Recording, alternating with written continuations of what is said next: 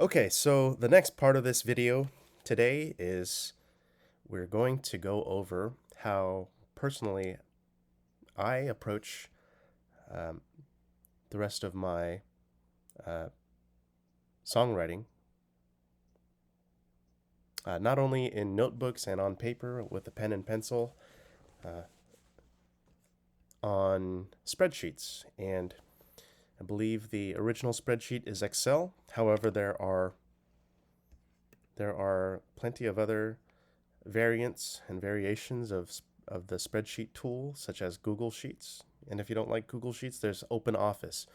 OpenOffice is it's a free application. It has a Word document, it has a PowerPoint equivalent, and it has a spreadsheet equivalent. So if you don't like to partake in the other tools, then OpenOffice is a good go-to application for anyone that wants to have those features and say you don't have the money to pay for the applications, then this is what you can go to. So it's got me through college once in a while. So here's a empty spreadsheet with the multiple cells. It's a looks like a matrix. Looks like a matrix where you can fill in plenty of information. It could be numbers, 1, 2, 3, 4. It could be words, words, bird, cat, dog. And you could also, let's see, 12, 12, I don't know, 10. And you could sum these up, sum up these values. Very useful tool. Oh, okay, that was not expected. And so we're going to go to where I personally compile songs from the past, which have been written since, looks like, 2007. That was, what is that, 3, 10, 13, 23 years ago. And I have the cover page, which is, it doesn't look like, I mean, it looks like a lot of work. It takes years and years to refine the skills to get good at songwriting, and a lot of it is hit or miss too. So it's all about practice. And don't be like me, because I'm still becoming more consistent in writing songs on the regularly. So this is just an example of a cover page where there's a song title, the date that it was written, or dates that it was written, the genre of the song, all this other information I didn't fill in yet or complete. And well, some of these cells have links. You can go directly to another page or another sheet. Some of them are colored or grayed out. Grayed out because, don't look at some of these titles. They're very depressing. And some of these titles, they're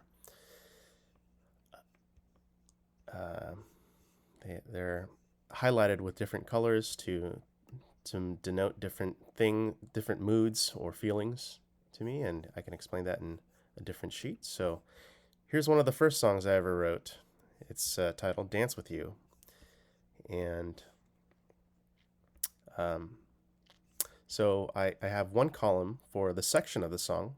So you have a verse, pre-chorus, chorus, second verse, pre-chorus, chorus, and outro. And the structure of this doesn't have to be main structure. It can be just structure of the song. I have one column for an alternate an alternate line, which isn't featured in this song, and I have the date that it was typed into the spreadsheet or uh, the cloud. So, and it goes through different sections. I colored the different sections to pop out for my eyes to be able to identify the different sections more easily. Um, most of the time, not always, most of the time I also use different colors to mean different feelings, because we also, as human beings, we associate different colors with different moods or different emotions. Red could be thought of as very, very hot and very, could be spicy. Orange could be citrus. Yellow could also be citrus. Yellow denotes friendship. It also means happiness. Green as in either envious or jealous. Green as in life, such as grass and trees. Sky blue. Cyan. Cyan is could be the ocean. Cornflower blue. I've never heard of cornflower blue. Have you heard of cornflower blue? That is a, could be the ocean, could be the sky. There's a royal blue ish, and some kind of purple, violet, and magenta. So, in this song in particular, these colors don't mean much. However, in different uh, sheets, such as this song, "In the Dark," this is actually one of the more. I could attribute it to being bipolar depressive. I don't know for a fact. It could be true, but these cooler colors, blue, sky blue, uh, almost looks like a periwinkle, purple, violet. They're all the cooler colors, which means that it's could be a sad or solemn or depressing or sullen, melancholy type of song or section. So it's also a way for me to identify different sections of the song. Verse 1, A, verse 1, B, verse 1, C, chorus, verse 2A, verse 2B, chorus, and on to the next song. This is, I didn't complete the work on this song. Standard Heartbreak. Okay. You Are My Sunshine. This whole song is in yellow because it's supposed to be a happy song. It's supposed to be about platonic friendship that shouldn't be platonic friendship, and okay. So that's anyway. That was for another time. Let's see. Too long. This song is about uh, being indoors for a very long time, spending years studying and feeling as if it's some kind of burden or an aspect of your career that weighs you down in doing what you want to be doing. So also denoted different sections in yellow, in this light orange or peach color, this blue-ish color, and it's all different sections. Verse 1A, verse 1B, or different sections of the first verse. Chorus, chorus 2, chorus again, bridge, verse 3, and chorus. And let's see. A lot of these sheets are actually drafts or incomplete works too. That's just how it is.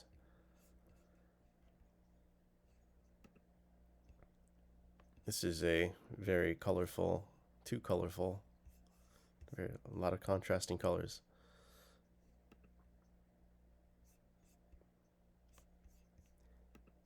And someday, this is good. It's a 4-line song. Someday, someday, oh, I know you're lonely. I know you're scared. I know you're feeling so unprepared, which is a lot of what uh, what it could feel like sometimes if you're uh, not feeling prepared to enter the world or the workforce, or even different skills training courses. And well, it's all about being open-minded and wanting to learn new things, and approaching each day one day at a time, and not rushing, not being too apprehensive about how much you have to learn, such as, oh, I have to learn about spreadsheets. Oh, I have to learn about video editing. I have to learn about writing and history and human relations and communication and a lot more communication. And that is all what each one of us has to learn along the way, um, throughout their professional careers, or throughout their personal lives. And and it's good to have mentors. It's good to have mentors, or those that have gone through the experiences that you want to go through yourself. Such as, if you want to go into business, then you have someone in your any individual that you know in your family or your colleagues that is a businessman or business person. Or if you want to go into firefighting, then you meet a firefighter and you exchange information, and you ask about what kind of training they go through, what kind of subjects that they have to understand, such as chemistry and physical fitness, and a lot of the time you could also, uh, in asking for their time, you can offer in exchange, hey, I'll get you a coffee, I'll get you lunch. I want to pick at your brain, and want to pick at your mind, and see what kind of advice that you could give for an individual like me that is still starting out, that is still getting to know what it is that he or she would like to do in life. And if you're still in K through 12, uh, unless your family has uh, assisted in deciding for you what you want to do with your life, then a lot of it is also learning how to figure it out yourself, and seeing the things that you're good at and how you can combine your skills in different creative ways, so that you could maximize your effectiveness and value for others. And uh, it doesn't have to be so much about reciprocation, although it is a good virtue to want to reciprocate to those that have provided value. I learned the first time that I learned how to use spreadsheets was, um, it could have been in chemistry class in high school, where we were typing in uh, mathematical uh, equations, such as y equals mx plus b. Oh, but that's such a boring equation, right? It's what is it's all letters and algebra, and it doesn't really mean much. But well, it actually means a lot, because then when you look at a graph, you could tell you could tell if it has a negative slope or positive slope, and which direction that the change is going. And that's going to be a tangent. That's going to be a getting sidetracked from this spreadsheet about songwriting. But the main use of the spreadsheet is to um, take in information such as and different pieces of data or data, such as letters, such as words, such as characters, such as numbers, integers, and well, it all takes practice and finding out what works for you. Because I started, excuse me, personally, um, my own experience with spreadsheets is that I read an article um, about how Rivers Cuomo from the band Weezer um, made use of spreadsheets to be able to write songs and oh, see, I have. Well, here's a more well thought out and more organized uh, songwriting practice, because I have. It's called summer calling. I always like to write about summer because it's one of my favorite seasons, and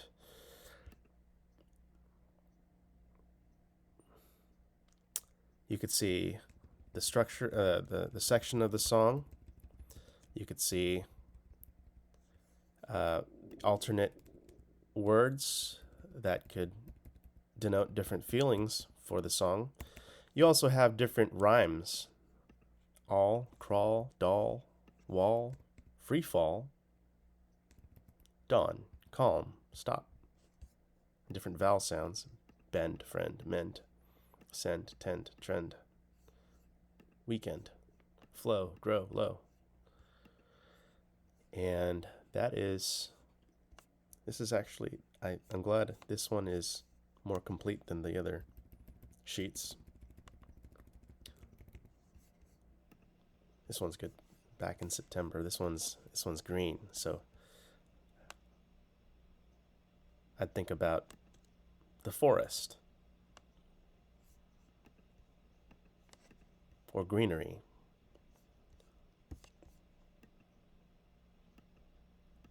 Yeah, so there's definitely a lot of other sheets, a lot of incomplete material, because um, it it all takes time to it all takes working experience to get to where you want to be. And if you're in this YouTube video and are thinking about writing poetry or writing songs or uh, sonnets, I definitely encourage not only using a notepad tool or a writing tool such as Word or text edit. Spreadsheets are also a good tool to experiment with, especially in writing, and being able to differentiate between different words, different sections, different feelings,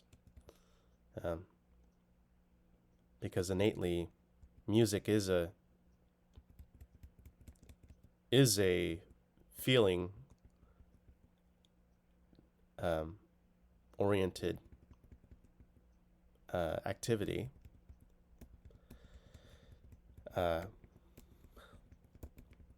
And being able to plan out different sections and stages, or different songs, and how they flow in writing a story. That could be also more of the writers and using reason to create those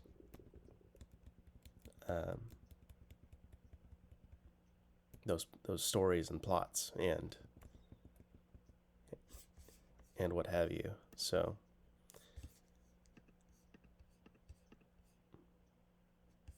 All right, so that.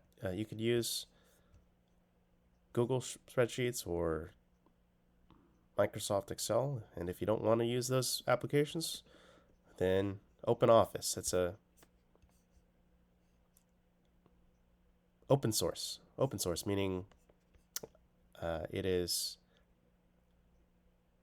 made by multiple programmers and software engineers, and if they work together online, then they could create a open source or quote unquote free platform for low cost, little to no cost to you. Okay, so that's all on this YouTube video.